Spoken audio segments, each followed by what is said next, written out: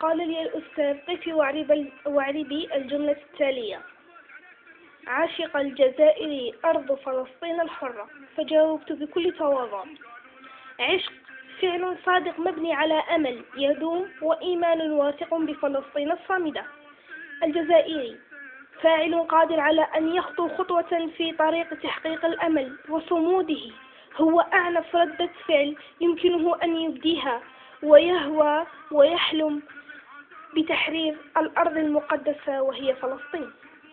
أرض مفعول به ما زال هدفا للحاقدين، ولكن هيهات أن تهزم أرض مكتوب اسمها على جبين التاريخ وعلامة شرفها الحرية التي علمت العالم حقيقة الكرامة وحقيقة العزة الظاهرة على ماضي وحاضر ومستقبل الأجيال التي ستحيا من أجل حماية فلسطين. فلسطين مضافة إلى أرض مجرورة بما ذكرت من إعراب أرض سابقا. الحرة لا إعراب لها يا أستاذي، لأنها فوق الإعراب، لأن ثمنها دماء زكية وأرواح طاهرة سكنت جنات الفردوس.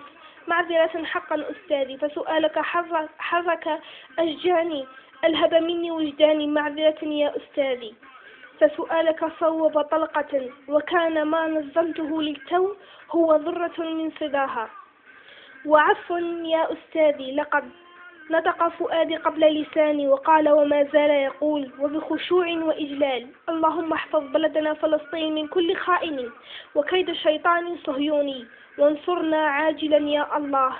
اللهم آمين يا رب العالمين. دائما الجزائر فلسطينية. بعشقك يا فلسطين، بحبك موت، وإن شاء الله سيأتي يوم زيارتي لك، وإن شاء الله نقوم بفعل شيء من أجلك، لأن مقصرين بحق حبيبتنا في الأقصى، حبيبنا الأقصى.